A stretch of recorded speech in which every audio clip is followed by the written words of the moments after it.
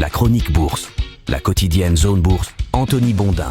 Bonjour à toutes et à tous et bienvenue dans ce point de marché Zone Bourse du mercredi 19 juin 2024 qui s'appelle ce matin un fauteuil pour 3. Le principal événement du jour sur les marchés financiers est un non-événement. Wall Street restera fermé mercredi pour cause de jour férié, c'est la fête de la fin de l'esclavage aux États-Unis. Cela signifie aussi que l'Europe sera au centre de l'attention et ça c'est pas forcément une bonne chose par les temps qui courent. Histoire de bien faire les choses avant de baisser le rideau momentanément à la bourse de New York, les financiers ont permis aux 3 indices américains de terminer sur des records hier. Et à moins d'habiter sur la Lune ou au cul du bois dans les Bauges, vous avez en outre appris hier l'inéluctable qui s'est produit. Vladimir Poutine et Kim Jong-un se sont fait un câlin d'accueil lors de la visite officielle du président russe en Corée du Nord. Non, pardon, c'est pas ça. Nvidia est devenue la première capitalisation du monde. Les temps changent vite, il y a 2 ans, cet événement aurait été jugé impensable, mais là, il est devenu inéluctable. Nvidia, Microsoft et Apple pèsent chacune environ 3300 milliards de dollars. Pour vous donner une idée, chacune de ces actions pèse désormais davantage que la somme des capitalisations de la Bourse de Paris ou de la Bourse de Londres, qui sont les 2 plus gros marchés d'actions européens. Dans un autre registre, on pensait que la bagarre entre Donald Trump et Joe Biden pour la présidence américaine allait accaparer l'intensité politique dramatique de l'année, mais c'était compté sans le renforcement des extrêmes en France. Et donc, comme en matière de baisse de taux d'intérêt, eh bien c'est le vieux continent qui essuie les plâtres politiques. Sur les places boursières européennes, le rebond des 2 dernières séances a un petit peu atténué la peine de la chute de la semaine précédente, mais il serait quand même dangereux de penser que la prime de risque est déjà totalement intégrée dans les cours. Ça devrait d'ailleurs swinguer encore jusqu'aux 2 tours de l'élection législative en France. D'ailleurs, on a eu un mini symbole de ces difficultés hier soir, le groupe italien Golden Goose, qui vend fort cher des sneakers vintagisés, a renoncé à entrer à la bourse de bilan cette semaine à cause de tout ce tintouin. Mais bon, si l'on fait exception de ces remous politiques, le contexte est plutôt bénin pour les marchés actions, il faut le reconnaître. Les investisseurs continuent à s'enthousiasmer pour les bienfaits présumés de l'IA tout en comptant sur les banques centrales pour réduire le prix de l'argent. Et de ce point de vue, les dernières nouvelles ne sont pas totalement positives, mais elles ne sont pas encore vraiment inquiétantes non plus. La remontée des cours du pétrole autour de 85 $ le baril de Brent n'est pas une bonne nouvelle pour l'évolution des prix, mais l'or noir reste quand même dans la zone acceptable. La posture de la Banque centrale australienne interroge davantage. Si elle a laissé ses taux inchangés hier, elle s'est montrée préoccupée par la remontée de l'inflation et certains économistes pensent même qu'une hausse de taux n'est pas à écarter en août en Australie. Et là vous allez me dire, mais pourquoi le marché doit-il se préoccuper de la politique monétaire à l'autre bout de la planète? Eh bien c'est à cause du canari dans la mine. La Banque centrale australienne, comme les banques centrales du Canada, de la Suède ou de la Norvège par exemple, sont considérées comme des indicateurs avancés de ce qui peut se passer ailleurs. Par ailleurs, les marchés financiers veulent dire la Fed et dans une moindre mesure la BCE. En d'autres termes, si la Banque centrale australienne relève ses taux, il faut peut-être être un petit peu plus vigilant sur les espoirs d'assouplissement des taux ailleurs. Tiens, d'ailleurs, pourquoi parle-t-on d'un canari dans la mine? Eh bien parce qu'on utilisait autrefois des canaris dans les mines de charbon pour détecter les gaz toxiques car ils succombaient avant les humains et prévenaient ainsi qu'il fallait évacuer. Mais pour le moment, tout va plutôt bien. La dernière enquête mensuelle menée par Bank of America auprès des gestionnaires d'actifs mondiaux montre que les pros sont en mode achat fort. Le sentiment global n'avait plus été aussi haussier depuis novembre 2021 et l'attrait des actions américaines ne se dément pas. Dans cette enquête, la part de gérants qui craignent un atterrissage brutal de l'économie mondiale s'est réduite à 5%. On était à 11% en mai dernier et à 26% il y a un an. Le pari le plus embouteillé du monde, surprise, c'est être long sur les grosses technologies américaines. Là non plus rien de bien neuf si ce n'est qu'il est cité par 69% des gérants, ce qui le range parmi les paris embouteillés les plus consensuels de l'histoire. Et ça dure depuis 15 mois. Quant au plus gros risque identifié par ces professionnels actuellement, eh bien c'est toujours la hausse de l'inflation, mais avec une forte décrue par rapport au mois précédent. On notera quand même que l'enquête a été menée du 7 au 13 juin et qu'elle n'a donc pas très bien pris en compte le bazar politique en Europe. Mais peut-être aussi que c'est parce que les gros fonds américains s'en fichent un petit peu. En tout cas, on verra le mois prochain l'impact que cela aura sur le moral des gérants. Du côté de l'Asie-Pacifique ce matin, le Japon ne fait pas grand-chose en dépit de solides chiffres mensuels d'export qui ont été dopés à la baisse du yen. La bourse de Hong Kong s'est un peu réveillée, elle prend 2%, tractée par le secteur technologique qui aide aussi le Kospi coréen à prendre 0,9% ce matin. L'Inde perd quelques points pendant que l'Australie clôture à moins 0,2% à cause des interrogations sur les taux. Les indicateurs avancés européens, eux, ils sont plutôt hésitants ce matin autour de l'équilibre.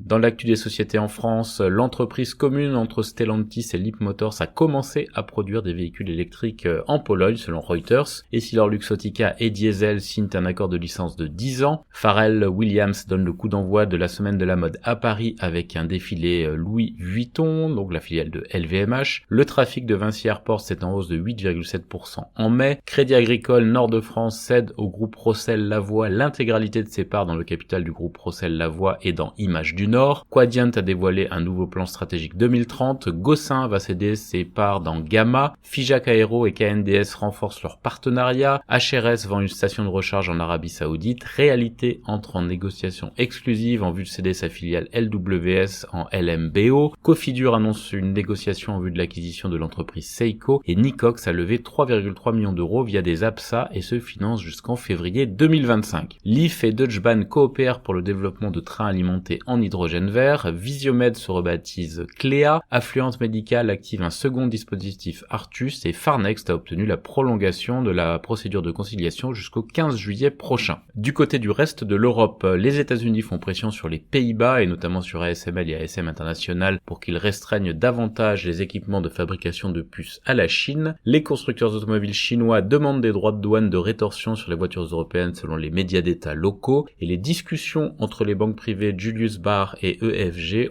auraient échoué à cause des craintes réglementaires suisses selon Reuters. Vodafone va récupérer 2 milliards de dollars en vendant sa part dans des tours télécoms en Inde. Selon Reuters, la première Ferrari électrique coûtera au moins 500 000 euros. Le PDG d'Unicredit estime que l'euro numérique est un très bon plan si les banques européennes sont pleinement impliquées et Bayer met sur l'IA pour lutter contre la résistance aux herbicides. J'ajoute que Umicore va supprimer 140 emplois en Allemagne, que Cosmo a obtenu le feu vert pour son bleu de méthylène en Chine et que Golden Goose, j'en ai déjà parlé, décale son IPO à Milan. Côté continent américain, les 3 constructeurs automobiles de Detroit, Ford, General Motors et Chrysler, qui est une filiale de Stellantis, devraient quitter la Chine selon un analyste de renom. Apple suspend ses travaux sur le prochain casque haut de gamme pour se concentrer sur un modèle moins cher selon The Information et la NASA a choisi Lockheed Martin pour construire le prochain vaisseau spatial avec un contrat d'environ 2,3 milliards de dollars. AMD enquête sur des allégations selon lesquelles des données de l'entreprise ont été volées lors d'un piratage. Embraer est confiant sur ses livraisons 2024. Microsoft achète 8 millions de crédits carbone à BTG Pactual dans le cadre de la vente la plus importante jamais réalisée sur cet actif. Et Qualcomm éteint une procédure aux États-Unis concernant des pratiques en matière de vente et de licence en échange de 75 millions de dollars. Ailleurs, la société d'investissement Hamilton Lane clôture une levée de fonds de 5,6 milliards de dollars et dépasse son objectif. Capital Group vend des actions Fortescue pour une valeur de 489 millions de dollars et la pression des États-Unis sur les Pays-Bas pour les machines de production de semi-conducteurs concerne aussi le Japon et notamment Nikon et Tokyo Electron.